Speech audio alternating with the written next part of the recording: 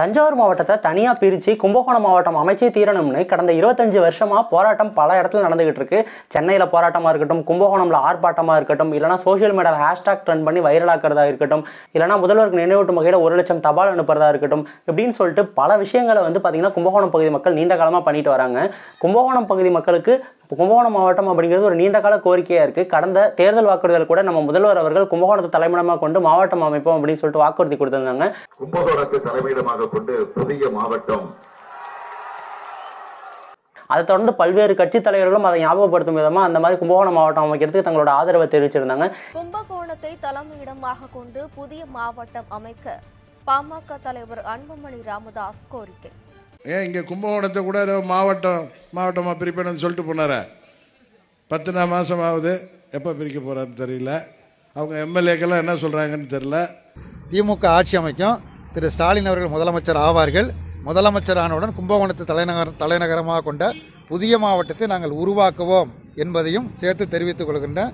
இந்த மாதிரி கும்பகோணம் மாவட்டம் அமைக்கிறது இந்த அளவுக்கு எந்த ஊருக்கும் இல்லாத அளவுக்கு எல்லாரும் இந்த பகுதி மக்களும் மற்ற கட்சி தலைவர்களும் ப்ரெஷர் கொடுக்கறதுக்கான காரணம் என்ன, அதில் உள்ள அரசியல் என்ன, தன்னோட சொந்த மாவட்டத்தாலே கும்பகோணம் பகுதி மக்கள் எந்த அளவுக்கு புறக்கணிக்கப்பட்டிருக்காங்க அப்படிங்கிற கும்பகோணம் டிஸ்ட்ரிக்ட் பற்றின ஒரு டீட்டெயிலான அனாலிசிஸ் வீடியோவாக தான் இந்த வீடியோவை பார்க்க போகிறோம். ஸோ நான் உங்கள் எம்கே.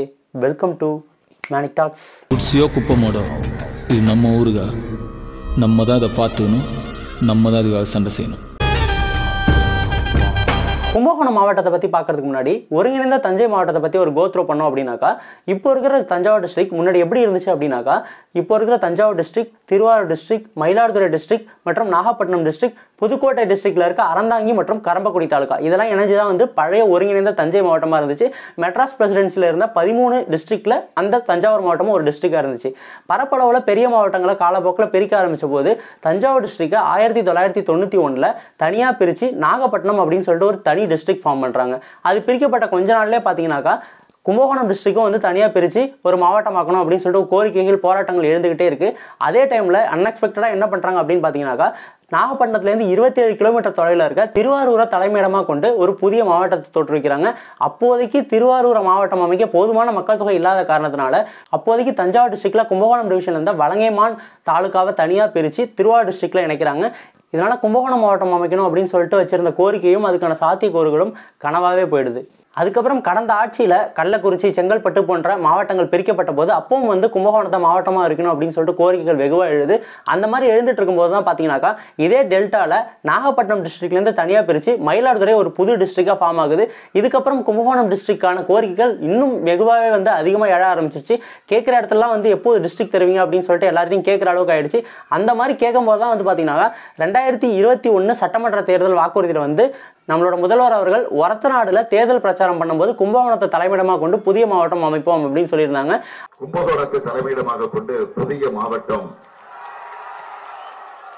அதுக்கப்புறம் ஆட்சி ஏற்றதுக்கு அப்புறம் அவங்க கும்பகோணத்தை தலைமையிடமாக கொண்டு மாவட்டம் அமைப்பாங்க அப்படின்னு எதிர்பார்த்ததுனால கும்பகோணத்தை மாநகராட்சியாக அறிவிச்சாங்க. மக்கள் ரொம்பவே சந்தோஷப்பட்டாங்க. இருந்தாலும் அவங்களோட நீண்ட கால கோரிக்கையான கும்பகோணம் மாவட்டம் எப்போ அமைப்பாங்கன்னு சொல்லிட்டு ஒவ்வொரு சட்டமன்ற கூட்டத்தொடரில் அந்த பட்ஜெட்ல அவங்க எதிர்பார்த்து ஏமாந்துக்கிட்டே இருக்காங்க. சரி, ஒரு மாவட்டம் அமைக்கிறதுக்கான தகுதி அண்ட் சாத்தியக்கூறுகள் அப்படின்னு பார்த்தோம்னாக்கா, ஒரு மாவட்டம் எதுக்காக அமைப்பாங்கனாக்கா நிர்வாக வசதிக்காக தான் ஒரு புதிய மாவட்டத்தை பிரிப்பாங்க. ஒரு பெரும்பான்மையான மக்களுக்கு அரசோட திட்டங்கள் நேரடியாக சீக்கிரம் போய் சென்று சேர்றதுக்காக தான் பார்த்தீங்கன்னா புதிய மாவட்டங்கள் பிரிப்பாங்க. அந்த வகையில் பார்த்தீங்கன்னாக்கா டோட்டல் தஞ்சாவூர் டிஸ்ட்ரிக்ட்ல 2011 மக்கள் தொகை கணக்கெடுப்பின்படி மொத்த பாப்புலேஷன் பார்த்தீங்கன்னா 24 லட்சம். அந்த 24 லட்சத்தில் 9,41,000 பாப்புலேஷன் கும்பகோணம் டிவிஷனும், 9,44,000 பாப்புலேஷன் தஞ்சாவூர் டிவிஷனும், மீதி 5 லட்சம் பாப்புலேஷன் பட்டுக்கோட்டை டிவிஷன்லையும் இருக்கு. ஸோ கிட்டத்தட்ட தஞ்சாவூர் டிவிஷனுக்கும் கும்பகோணம் டிவிஷனுக்கும் உள்ள பாப்புலேஷன் டிஃபரன்ஸ் பார்த்தீங்கன்னா வெறும் 3000 தான் இருக்கு. வலங்கைமான் தாலுகா மட்டும் கும்பகோணம் டிவிஷனில் இருந்துச்சுன்னா தஞ்சாவூர் டிஸ்ட்ரிக்ட்லேயே அதிக பாப்புலேஷன் கொண்ட டிவிஷனாக கும்பகோணம் டிவிஷன் தான் இருந்திருக்கும். ரெவன்யூ வைஸாக பார்த்தீங்க அப்படின்னாக்கா கடந்த 3 வருஷத்தோட ஆவரேஜான ரெவன்யூ எடுத்து பார்த்தாக்கா கார்பரேஷன் வைஸாக பார்த்தீங்கன்னாக்கா கும்பகோணம் கார்பரேஷன் 14.41 சதுர கிலோமீட்டர் எல்லையில் 79 கோடி வருவாயை ஜென்ரேட் பண்ணியிருக்கு. அதுவே தஞ்சாவூர் 36.31 சதுர கிலோமீட்டர் எல்லையில் 101 கோடி வருவாயை ஜென்ரேட் பண்ணியிருக்கு. கிட்டத்தட்ட கும்பகோணத்தை விட 3 மடங்கு எல்லையில் பெருசாக இருக்கிற தஞ்சாவூர் வெறும் 21 கோடி தான் பார்த்தீங்கன்னாக்கா வருவாயில் அதிகமாக இருக்குது. தஞ்சாவூர் மாநகராட்சி ஆகிறதுக்கு முன்னாடியே 2007 கும்பகோணத்தை மாநகராட்சி ஆகணும்னு சொல்லிட்டு தீர்மானம்லாம் நிறைவேற்றி அரசுக்கு கோரிக்கை அனுப்பி வச்சு பார்த்தாங்க. ஆனால் அப்போதைக்கு வெறும் பிரிட்டிஷ் பீரியடில் எல்லை விரிவாக்கம் கடைசியாக செய்யப்பட்டு வெறும் 12 சதுர கிலோமீட்டரில் ஒரு பேரூராட்சி எல்லை அமைப்பில் தான் பார்த்தீங்கன்னா கும்பகோணம் நகராட்சியோட எல்லை இருந்துச்சு. அதனால அப்போதைக்கு போதுமான மக்கள் தொகை இல்லாமல் கும்பகோணத்தை மாநகராட்சி ஆக்க வேண்டிய தீர்மானம் கைவிடப்பட்டுச்சு. கொஞ்ச நாள்லேயே வந்து பார்த்தீங்கன்னா 2014 தஞ்சாவூரும் வந்து பார்த்தீங்கன்னாக்கா மாநகராட்சி ஆகுது. ஸோ அதுக்கப்புறம் இப்போ 2021 கும்பகோணம் மாநகராட்சி ஆனதுக்கப்புறம் வந்த வருவாயோட கணக்கு தான் வந்து பார்த்தீங்கன்னா இந்த 79 கோடி. மேலும் வந்து ஃபியூச்சரில் எல்லை விரிவாக்கம் பண்ணால் ஈஸியாகவே வந்து பார்த்தீங்கன்னா தஞ்சாவூர் மாநகராட்சி வந்து கும்பகோணம் மாநகராட்சி வருவாயில் வந்து பீட் பண்ணிடும். அது மட்டும் இல்லாமல் கும்பகோணத்தை சுற்றி உள்ள சப்பர்பன் ஏரியாஸும் வந்து பார்த்தீங்கன்னாக்கா ரொம்பவே அதிகம். அதனாலே வந்து தஞ்சாவூர் டிவிஷனோட கும்பகோணம் டிவிஷனோட வருவாய் வந்து ரொம்பவே அதிகமாகவே இருக்கும் அப்படின்னே சொல்லலாம். ஆனால் அவ்வளோ அதிகமாக இருந்தும் அந்த டிவிஷனில் இருக்க மக்களுக்கு சரியாக படிக்கிறதுக்கு கடந்த 60 வருஷத்தில் ஒரு அரசு கல்லூரி கூட டிகிரி படிக்கிறதுக்காக தொடங்கப்படவே இல்லை. உதாரணத்துக்கு சொல்லப்போனால் கடந்த சட்டமன்ற கூட்டத்தொடரில் கும்பகோணம் தொகுதி சட்டமன்ற உறுப்பினர் அவர்கள் ஒரு கோரிக்கை வைக்கிறாங்க. கும்பகோணம் பகுதி வந்து கல்வியில் கொஞ்சம் பின்தங்கி இருக்கு, சரியான கல்லூரி வசதிகள் இல்லை, அதனால அங்கே ஒரு அரசு செவிலியர் கல்லூரி கட்டி கொடுத்தீங்கன்னாக்கா அங்கே இருக்கிற மக்கள் வந்து இப்போ கல்லூரி மாணவர்கள்லாம் வந்து படித்து பயன்படுறதுக்கு வசதியாக இருக்கும் அப்படின்னு சொன்னாங்க. அதுக்கு அங்கேருந்து என்ன பதில் சொன்னாங்க அப்படின்னாக்கா, தஞ்சாவூர் மாவட்டத்தில் ஏற்கனவே ஒரு அரசு செவிலியர் கல்லூரி இருக்குது, அதனால எந்தெந்த மாவட்டத்தில் அந்த மாதிரி காலேஜ் இல்லையோ அங்கெல்லாம் கட்டிட்டு அதுக்கப்புறம் வேணால் நம்ம பார்ப்போம் அப்படின்னு சொன்னாங்க. சரி, இருக்கிற காலேஜை கேட்டால் தான் வந்து மாவட்டத்துக்கு ஒன்று தரமாட்டேன்னு சொல்கிறாங்க, நம்ம இல்லாத ஏதாவது ஒரு காலேஜ் கேட்போம் அப்படின்னு சொல்லிட்டு நம்ம கேட்டாக்கா, அரசு பொறியியல் கல்லூரி வேணும் அப்படின்னு கேட்டால் என்ன சொல்லுவாங்க அப்படின்னாக்கா, செங்கிப்பட்டியில் ஆல்ரெடி ஒன்று இருக்குது, பட்டுக்கோட்டை ராஜா மடத்தில் ஒன்று இருக்குது, ஒரு டிஸ்ட்ரிக்ட் 2 இருக்குது, அதனால கும்பகோணம் பக்கம் தர முடியாது அப்படின்னு சொல்லியிருப்பாங்க. அதே வந்து அரசு கால்நடை மருத்துவக் கல்லூரி வெட்டினரி காலேஜ் கேட்டிருந்தாக்கா அது வந்து ஒரத்தநாட்டில் இருக்குது, அதுவும் வந்து கும்பகோணம் பக்கம் தர முடியாது அப்படின்னு சொல்லியிருப்பாங்க. ஆடுதுறையில் வந்து தமிழ்நாட்டோட நெல் ஆராய்ச்சி மையம் இருக்குது, அங்கே வந்து அரசு வேளாண்மை கல்லூரி வேணும்னு சொல்லிட்டு ரொம்ப நாளாக கோரிக்கை வச்சுருந்தாங்கன்னா, அதுவும் வந்து பார்த்தீங்கன்னாக்கா தஞ்சாவூர்லேருந்து 12 கிலோமீட்டர் தொலைவில் இருக்க ஈச்சங்கோட்டையில் இருக்குது, அதுவும் உங்களுக்கு கிடைக்காது அப்படின்னு சொல்லியிருப்பாங்க. சரி, அரசு ஐடிஐ கல்லூரி வேணும், மெடிக்கல் காலேஜ் வேணும், இன்னும் வேறு என்ன கேட்டாலும் எல்லாமே வந்து தஞ்சாவூர் ரீஜியனில் தஞ்சாவூர் கோட்டத்தில் இருக்குது. நீங்கள் எடுத்து பார்த்தீங்கன்னா தெரியும், டோட்டல் தஞ்சாவூர் டிஸ்ட்ரிக்டில் எல்லா மக்களுக்கும் பயன்பெற வகையில் எல்லா பகுதியிலும் இருக்க வேண்டிய காலேஜஸ் எல்லாத்தையும் கொண்டு போய் வெறும் தஞ்சாவூர் கோட்டத்தில் தஞ்சாவூரை சுற்றியே வச்சுட்டாங்க. அங்கே இல்லாத காலேஜஸே கிடையாது. ஆனால் கும்பகோணம் டிவிஷனில் இருக்கிற காலேஜஸ்ன்னு சொல்கிறதுக்கு ஒன்றுமே இல்லை. கடைசியாக 1963 ஓப்பன் பண்ணப்பட்ட உமன்ஸ் காலேஜும், கேம்பிரிட்ஜ் ஆஃப் சவுத் இந்தியான்னு சொல்லப்படுற கவர்மெண்ட் மென்ஸ் காலேஜும், அதுக்கப்புறம் ஃபைன் ஆர்ட்ஸ் காலேஜ் ஒன்று இருக்குது. மொத்தம் இந்த 3 காலேஜ் மட்டும்தான் வந்து பார்த்தீங்கன்னா கும்பகோணம், திருவிடைமருதூர், பாபநாசம், இந்த டோட்டல் 3 தாலுக்காலையும் இருக்கிற மக்கள் படிக்கிறதுக்கு இருக்கிற ஒரே கவர்மெண்ட் காலேஜ்னா அந்த 3 காலேஜஸ் மட்டும்தான். அதை தாண்டி அவங்க படிக்கணும்னா வேற டிஸ்ட்ரிக்ட் போய் தான் படிக்கணும். கும்பகோணம்ங்கிறது தஞ்சாவூர் மாவட்டத்தில் அது ஒன் ஆஃப் த சிட்டி மட்டும் கிடையாது. கிட்டத்தட்ட 1911 டோட்டல் மெட்ராஸ் பிரசிடென்சிலேயே டாப் 5th பிளேஸில் பாப்புலேஷனில் இருந்த ஒரு பெரிய சிட்டி தான் கும்பகோணம் சிட்டி. கிட்டத்தட்ட தமிழ்நாட்டில் பிரிட்டிஷ் பீரியடில் வந்து பார்த்தீங்கன்னாக்கா ஆரம்பித்த 5 காலேஜில் ஒன் ஆஃப் த காலேஜ் வந்து கும்பகோணமில் இருந்துச்சு. அதனால தான் அது கேம்பிரிட்ஜ் ஆஃப் சவுத் இந்தியான்னு இப்போ வரைக்கும் சொல்லிட்டு இருக்காங்க. கிட்டத்தட்ட பிரிட்டிஷ் பீரியடில் கும்பகோணத்தோட ஆட்சி வந்து ஒரு பொற்காலமான ஆட்சி அப்படின்னே சொல்லலாம். அந்த நதிக்கரை நாகரிகம் தோன்ற இடத்துல தான் மக்கள் அதிகமாக வாழ்ந்தாங்கன்னு சொல்லுவாங்க. அந்த மாதிரி காவிரி ஆற்று நதிக்கரையில் வந்து அதிகமாக தோன்ற இடத்துல வந்து இந்த டெல்டா மாவட்டத்தில் திருச்சிக்கு அப்புறம் அப்போதைக்கு கும்பகோணம் தான் இருந்துச்சு. அந்த அளவுக்கு ஒரு ஃபேமஸான சிட்டியாக இருந்து இப்போதைக்கு கல்வியில் கிட்டத்தட்ட ஒரு டிகிரி படிக்கிறதுக்கு ப்ராப்பரான காலேஜ் கூட இல்லாமல் மிகவும் பின்தங்கிய ஒரு நிலையில் இருக்கிறது ரொம்பவே கவலையான ஒரு விஷயமா இருக்குது. அங்கே இருக்கிற மக்களுக்கு ஒரு மருத்துவ வசதியாக இருக்கட்டும், ஒரு கல்வி வசதியாக இருக்கட்டும், இல்லை எல்லா ஒரு விஷயத்துக்கும் வேற ஒரு டிஸ்ட்ரிக்டோ இல்லைனா 40 கிலோமீட்டரில் இருக்க தஞ்சாவூருக்கோ போக வேண்டிய நிலைமையாக தான் இருக்குது. இவ்வளோ சிறப்பாக இருந்த கும்பகோணம் சிட்டிக்கே இவ்வளோ இந்த மாதிரி நிலைமைனா அதை சுற்றி உள்ள அந்த 9 லட்சம் மக்களோட வாழ்வாதாரம் எந்த அளவுக்கு பின்தங்கி இருக்கும் அப்படின்னு நீங்கள் நினச்சி பாருங்கள். சரி, நமக்கு புதுசாக தான் எதுவும் காலேஜ் தரல, இங்கே கும்பகோணம் பக்கத்தில் ஆடுதுறையில் டயட் அப்படின்னு சொல்லிட்டு மாவட்ட ஆசிரியர் பயிற்சி நிறுவனம் அப்படின்னு ஒன்று இருந்துச்சு. அதையுமே வந்து இங்கேருந்து க்ளோஸ் பண்ணி எடுத்துகிட்டு போய் தஞ்சாவூரில் வச்சுட்டாங்க. அதே மாதிரி கும்பகோணம் பக்கத்தில் உள்ளூரில் லோக்கலில் வந்து வீடுலாம் கட்டுறதுக்கு அப்ரூவ் தர்றதுக்கு ஒரு உள்ளூரில் ஒரு திட்ட குழுமம் அப்படின்னு ஒன்று இருந்துச்சு. அதையுமே க்ளோஸ் பண்ணி எடுத்துகிட்டு போய் தஞ்சாவூரில் வச்சுக்கிட்டாங்க. சரி, தஞ்சாவூர்.nic.in அப்படின்னு சொல்லப்படுற தஞ்சாவூர் டிஸ்ட்ரிக்டோட அஃபிஷியல் வெப்சைட்டு இந்த மாதிரி தமிழ்நாட்டில் இருக்க 38 டிஸ்ட்ரிக்ட்டுமே வெப்சைட் இருக்குது. அதில் போய் பார்த்தீங்கன்னா அந்த டிஸ்ட்ரிக்டில் இருக்க அட்மினிஸ்ட்ரேஷன், டூரிசம் அப்படின்னு சொல்லிட்டு அதில் இருக்க டீட்டெயில்ஸ் எல்லாத்தையும் அஃபிஷியலாக நீங்கள் பார்த்துக்கலாம். அதில் போய் டூரிசம் அப்படிங்கிற இடத்துல போய் பார்த்தீங்கன்னாக்கா அதில் வெறும் தஞ்சாவூர் பெரிய கோயிலும், ராஜராஜன் மணிமண்டபமும், அங்கே இருக்கிற அந்த சர்ச்சும் இதெல்லாம் மட்டும்தான் இருக்கே தவிர்த்து தஞ்சாவூர் டிஸ்ட்ரிக்டில் இருக்கிற மற்ற சுற்றுலாத்தலங்கள் எதுவுமே அதில் இல்லை. நீங்கள் கும்பகோணத்தை கூட வந்து எதுலையுமே சுற்றுலாத்தலத்தில் ஆட் பண்ணலன்னா கூட பரவாயில்ல. தஞ்சாவூர் பெரிய கோயிலுக்கு ஈடு இணையாக யுனெஸ்கோவால் உலக பாரம்பரிய சின்னமாக அறிவிக்கப்பட்ட தாராசுரம் மயிலாதீஸ்வரர் கோயில் கிட்டத்தட்ட ஆசியாவிலே அதிக சிற்பங்களை கொண்ட கோயில்னு சொல்லிட்டு எத்தனையோ சுற்றுலா பயணிகள் வந்து பார்த்துட்டு போகிறாங்க. அந்த கூடவா வந்து டிஸ்ட்ரிக்டோட அஃபிஷியல் வெப்சைட்டில் ஆட் பண்ணணும்னு தோணல. கிட்டத்தட்ட மற்ற எல்லா டிஸ்ட்ரிக்ட்லையுமே இந்த மாதிரியான ஒரு ஓரவஞ்சனையை நான் பார்த்ததே இல்லை.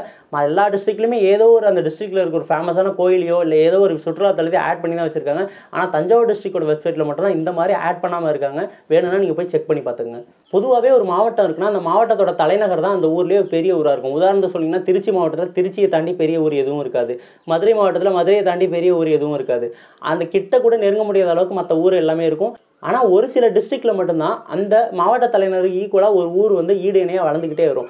அந்த மாதிரி வந்த ஊரில் வந்து பார்த்தீங்கன்னாக்கா தமிழ்நாட்டிலே ஒரே மாவட்டத்தில் 2 மாநகராட்சி உருவாச்சு அப்படின்னு பார்த்தீங்கன்னா ஃபர்ஸ்ட் கோயம்புத்தூரில் தான். கோயம்புத்தூர் மாநகராட்சியாக இருந்தப்பவே திருப்பூர் மாநகராட்சி ஆச்சு. மாநகராட்சியான ஒரே வருஷத்தில் திருப்பூர் தனி மாவட்டமாச்சு. இப்போ திருப்பூரோட வளர்ச்சி எப்படி இருக்குது அப்படின்னு சொல்லி நான் சொல்லி உங்களுக்கு தெரிய வேண்டியதில்லை. அதே மாதிரி தஞ்சாவூர் டிஸ்ட்ரிக்டில் தஞ்சாவூர் மாநகராட்சியாக இருக்கும் போதே கும்பகோணமும் மாநகராட்சி ஆச்சு. கிட்டத்தட்ட கோயம்புத்தூர் திருப்பூருக்கு அப்புறம் இந்த மாதிரி தமிழ்நாட்டில் நடந்தது தஞ்சாவூர் அண்ட் கும்பகோணமுக்கு மட்டும்தான். ஆனால் இன்னும் கும்பகோணம் மாவட்ட கோரிக்கை நிலுவையிலே இருக்குது. கிட்டத்தட்ட வெறும் 10 வருஷமாக நடக்கிற தஞ்சை பெரிய கோயில் தேரோட்டத்துக்கு உள்ளூர் விடுமுறை கொடுத்த மாவட்ட நிர்வாகம் காலமாக கும்பகோணம்ல நடக்கிற மாசிமக பெருவிழாவிற்கு விடுமுறை விடணும்னு சொல்லிட்டு கோர்ட்டே வந்து அனுமதி கொடுத்தும் கூட மதுக்கடைகளுக்கு கூட விடுமுறை விடாமல் அந்த மாவட்ட நிர்வாகம் புறக்கணிப்பு செஞ்சாங்க. அது மட்டும் இல்லாமல் கும்பகோணத்துலேருந்து நாச்சியார் கோயில் தாலுக்காவையும் திருவிடைமருதூர்லேருந்து திருப்பனந்தாள் தாலுக்காவையும் பாபநாசத்துலேருந்து அம்மாப்பேட்டை தாலுக்காவையும் தனியாக பிரிக்கணும்னு சொல்லிட்டு வெகு நாள் கோரிக்கை எழுந்துட்டு இருக்கு. ஆனால் அதெல்லாம் பிரிக்காமல் ஒரத்தநாடுலேருந்து திருவோணம் தாலுக்கா புதுதாக பிரிக்கப்படுது. திருவிடைமருதூர் அண்ட் பாபநாசத்தில் இந்த கடந்த 60 வருஷத்தில் எந்த ஒரு அரசு கல்லூரியும் தொடங்கல. கும்பகோணம் டிவிஷன் ஃபுல்லாகவே தொடங்கலன்னு சொன்னோம் இல்லையா. ஆனால் மீண்டும் வந்து தஞ்சாவூர் டிவிஷன் பக்கத்தில் இருக்கிற திருக்காட்டுப்பள்ளிக்கு அரசு கலை மற்றும் அறிவியல் கல்லூரி கட்டணும்னு சொல்லிட்டு ப்ரப்போசல் போகுது.